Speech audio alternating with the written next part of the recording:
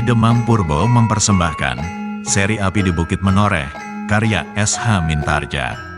Jilid 2 bagian yang ke-11.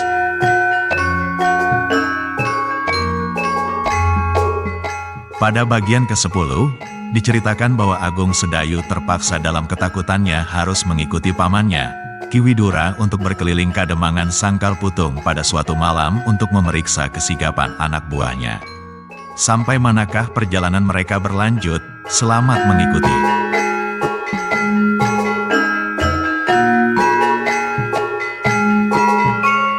Mereka berdua kemudian melintas di halaman. Ketika mereka sampai di Regol, beberapa orang penjaga menganggukkan kepalanya sambil bertanya, apakah Kakang Widura akan pergi berkeliling? Ya, sahut Widura, siapakah di antara kami yang akan Kakang bawa? Bertanya mereka pula. Widura menggeleng, sahutnya, tidak ada. Kami akan pergi berdua. Agung Sedayu menjadi heran. Kenapa pamannya tidak membawa serta beberapa orang teman? Apakah itu tidak terlalu berbahaya? Tetapi ia tidak bertanya. Betapapun Sedayu masih juga merasa malu seandainya orang-orang lain mengetahui betapa kecil jiwanya. Ketika Widura dan Agung Sedayu telah hilang tenggelam dalam malam yang gelap, terdengar salah seorang penjaga Regol itu bergumam, Kakang Widura telah membawa kemenakannya. Itu berarti bahwa ia telah pergi bersama 5-6 orang dari antara kita. Bahkan lebih, kawan-kawan mengangguk-anggukkan kepala mereka. Dan salah seorang dari mereka berkata, anak muda itu sangat pendiam, demikianlah agaknya, sahut yang lain. Orang yang yakin akan dirinya, biasanya tidak banyak ribut dan banyak bicara. Orang di Regol itu pun kemudian berdiam diri. Namun mereka tidak kehilangan kewaspadaan. Widura dan Agung Sedayu berjalan menyusuri jalan-jalan desa yang disaput oleh hitamnya malam. Ketika Agung Sedayu menengadahkan wajahnya, dilihatnya awan yang gelap mentakbiri langit. Sesaat-sesaat tampak lidah api seakan-akan menjilat ujung-ujung pepohonan di kejauhan. Widura dan Agung Sedayu singgah dari satu gardu ke gardu yang lain. Mereka melihat betapa anak buah Widura dan anak-anak muda Sangkal Putung bersiaga, sebab mereka menyadari, bangkit atau tenggelam, Kademangan Sangkal Putung itu berada di tangan mereka. Tetapi Agung Sedayu tidak dapat menenangkan dirinya. Setiap kali ia selalu cemas, apakah tidak mungkin seorang, 2 orang atau lebih, mengendap di parit-parit atau di belakang gerumbul-gerumbul, dan dengan tiba-tiba menyergap mereka. Namun ia tidak berani bertanya kepada pamannya. Sampai di ujung desa, Widura masih berjalan terus. Mereka kini lewat di jalan di antara bentangan sawah yang luas. Meskipun jarak jangkau pandangan mata mereka tidak dapat menembus malam yang kelam, namun mereka melihat juga batang-batang padi yang rimbun. Hati Agung Sedayu semakin lama menjadi semakin cemas, sejalan dengan jarak mereka yang semakin jauh dari induk desa Sangkal Putung. Karena itu akhirnya ia tidak dapat menahan kekhawatirannya, sehingga ia terpaksa bertanya, kemanakah kita ini paman? Jangan takut Sedayu, desa di depan masih dirondai oleh kawan sendiri, jawab pamannya. Agung Sedayu terdiam, namun detak jantungnya menjadi semakin deras. Desir angin yang menggerakkan batang-batang padi terdengar seperti suara hantu yang merintih-rintih. Agung Sedayu terkejut ketika pamannya berkata, kita belok ke kanan Sedayu, lewat pematang. Sebelum Agung Sedayu menjawab, Widura telah meloncati parit. Karena itu tak ada yang dapat dilakukan oleh anak muda itu selain mengikutinya di belakang.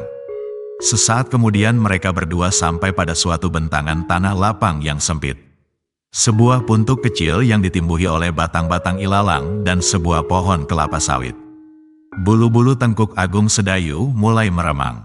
Daerah ini tampak sepi. Terlalu sepi dan menakutkan. Sedayu, berkata Widura perlahan-lahan. Puntuk inilah yang dinamai orang Gunung Gowok. Seluruh wajah kulit Agung Sedayu terasa seakan-akan berkeriput. Nama itu mengingatkannya kepada sebuah cerita tentang Kiai Gowok. Kiai Gowok menurut pendengarannya adalah semacam hantu yang berparas tampan. Meskipun ia tidak suka mengganggu orang, namun kadang-kadang memerlukan sekali-sekali menemui gadis-gadis cantik. Karena itu tiba-tiba ia melangkah mendekati pamannya. Pamannya melihat betapa Agung Sedayu menjadi takut mendengar nama puntuk itu. Maka katanya, jangan hiraukan cerita tetek bengek tentang puntuk itu. Agung Sedayu tidak menjawab. Sedang pamannya berkata terus, Sedayu, bersiaplah. Kita mengadakan latihan untukmu. Agung Sedayu menjadi heran. Latihan apakah yang dimaksud oleh pamannya? Apakah ia harus melatih diri untuk tidak takut dengan cerita-cerita tentang hantu? Dan didengarnya pamannya meneruskan, Sedayu, kau harus menyadari keadaanmu. Hampir setiap orang di Sangkal Putung menganggapmu sebagai seorang pahlawan. Mereka menyangka bahwa kau memiliki kesaktian dan ilmu tata bela diri setidak-tidaknya mendekati kakakmu Untara.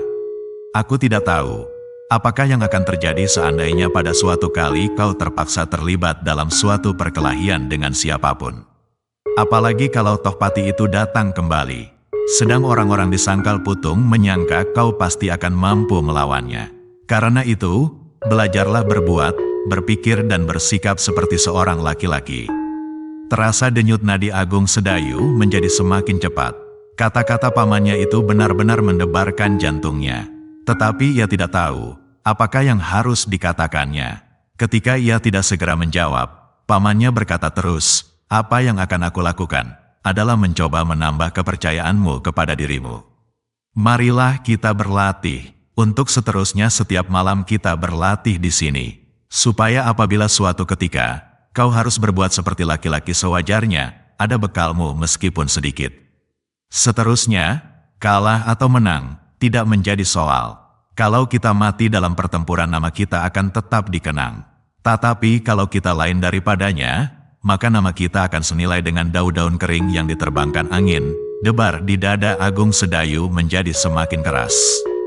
Kembali ia mengeluh. Ia merasa bahwa kedatangannya di Sangkal Putung benar-benar seakan-akan terjerumus ke daerah yang sama sekali tak menyenangkan. Kalau Kakang Untara malam itu tidak menjerumuskan aku ke neraka ini, gumamnya di dalam hati, kenapa Kakang Untara meributkan laskar Paman Widura di sini? Apakah kalau aku tidak datang kemari, Sangkal Putung ini benar-benar akan dihancurkan oleh macan kepatihan? Tetapi Agung Sedayu tidak sempat berangan-angan lebih panjang lagi. Dilihatnya pamannya menyingsingkan lengan bajunya, menarik ujung kainnya dan disisipkannya ke belakang. Bersiaplah Sedayu, aku tahu bahwa kakakmu pernah memberimu dasar-dasar latihan. Sekarang kita lihat, sampai di mana kau pernah memilikinya. Dengan segannya, Agung Sedayu pun mempersiapkan diri. Sebenarnya ia pernah menerima beberapa pengetahuan tata bela diri dari kakaknya. Dan kini, mau tak mau ia harus mempergunakannya.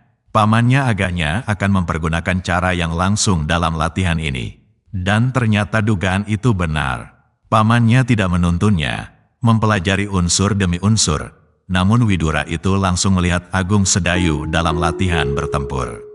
Awas Sedayu, berkata pamannya. Dalam pada itu Widura pun telah meloncat sambil menyerang dada. Agung Sedayu terkejut. Cepat ia mengendapkan diri. Tangan Widura itu pun melayang beberapa jengkal di atas kepalanya. Paman, teriak Sedayu, jangan terlalu keras. Langkah Widura terhenti. Dengan heran ia bertanya, apa yang terlalu keras? Paman menyerang bersungguh-sungguh, sahut Agung Sedayu. Pamannya menarik nafas. Jawabnya, tidak. Tetapi aku harus berbuat seakan-akan sungguh-sungguh. Sebab dalam perkelahian kau tak akan dapat dengan rendah hati. Mohon agar lawan-lawanmu tidak bersungguh-sungguh. Sekali lagi debar di jantung Sedayu menjadi bertambah cepat. Tetapi ia tidak dapat berbuat lain daripada menuruti perintah pamannya itu. Karena itu kembali ia bersiap. Melakukan latihan adalah jauh lebih baik dari bertempur yang sebenarnya. Ketika pamannya menyerang sekali lagi, Agung Sedayu pun mengelak pula. Dengan satu loncatan ia membebaskan dirinya. Tetapi Widura tidak berhenti. Dengan cepat ia berputar, dan serangannya beruntun menyambar Agung Sedayu. Gerakan itu tidak begitu sulit untuk dilakukan. Kakaknya pernah juga berbuat seperti pamannya itu. Satu kali Agung Sedayu melangkah ke samping, kemudian dengan menarik satu kakinya terbebas dari serangan tangan pamannya yang mengarah pundaknya. Ketika kemudian Widura memutar kakinya mendatar setinggi lambung, Sedayu pun mencondongkan tubuhnya ke belakang sehingga kaki pamannya itu lewat beberapa jengkal dari tubuhnya. Tetapi Widura tidak berhenti menyerang. Bahkan serangan-serangannya menjadi semakin cepat. Namun Agung Sedayu masih juga mampu mengelak. Selangkah demi selangkah ia melangkah surut untuk menghindarkan serangan-serangan pamannya. Sehingga akhirnya terdengar pamannya berkata, "Apakah kau hanya belajar menghindar saja? Coba bagaimana kakakmu mengajarmu menyerang." Agung Sedayu mengerutkan keningnya. Gerak pamannya tidak jauh berbeda dari kakaknya. Keduanya bersumber dari ilmu ayahnya. Karena itu Sedayu tidak begitu sulit melayani pamannya. Kini pamannya minta agar sekali-sekali ia menyerangnya juga. Dan permintaan itu pun dipenuhinya. Karena itu latihan itu menjadi semakin cepat. Agung Sedayu benar-benar mengherankan pamannya. Ternyata gerakan-gerakan yang dilakukan bukanlah gerakan-gerakan yang sederhana seperti anak-anak muda yang sedang menerima dasar-dasar ilmu bela diri. Tetapi Agung Sedayu telah memilikinya agak lengkap. Meskipun karena kurang penggunaannya, maka sekali-sekali tampak juga anak muda itu kurang dapat memanfaatkan beberapa unsur yang bagus sekali. Desah pamannya di dalam hati. Anak ini bukan anak yang bodoh. Sayang, lingkungannya pada masa kanak-kanak telah membentuknya menjadi seorang pengecut. Tetapi angan-angan itu patah ketika Widura mendengar suara tertawa di samping mereka. Suara yang bernada tinggi melengking meskipun tidak terlalu keras. Agung Sedayu terkejut bukan kepalang. Yang mulai melintas di kepalanya adalah macan kepatihan. Karena itu, ketika ia melihat pamannya memutar tubuhnya dengan kesiagaan penuh, segera ia meloncat berlindung di belakangnya. Ketika mereka berdua memandang ke arah suara itu, mereka melihat samar-samar seseorang bersandar pohon kelapa sawit di atas puntuk kecil yang mempunyai nama besar, Gunung Gowok. Widura masih tegak seperti patung. Dipandanginya orang yang bersandar pohon kelapa sawit itu dengan wajah yang tegang. Meskipun demikian Widura melangkah beberapa langkah maju sambil bertanya, "Siapakah kau?" Agung Sedayu yang juga dengan berdebar-debar ikut pula maju beberapa langkah berbisik dengan suara gemetar, "Apakah itu macan kepatihan?" Widura tidak mendengar pertanyaan itu. Karena itu ia tidak menjawab. Namun sekejap pun ia tidak meninggalkan kewaspadaan. Orang yang bersandar itu masih juga bersandar. Widura yang melangkah mendekatinya itu sama sekali tak diperhatikannya. Suara tertawanya yang bernada tinggi itu bahkan terdengar kembali. "Siapakah kau?" Widura mengulangi pertanyaannya. Suara tertawa itu pun kemudian menjadi semakin lirih. Dan terdengarlah orang itu berkata, "Latihan yang bagus." Widura menjadi semakin bercuriga. Dengan hati-hati ia melangkah maju pula. Tangannya telah melekat di hulu pedangnya. Katanya, "Jangan mengganggu kami.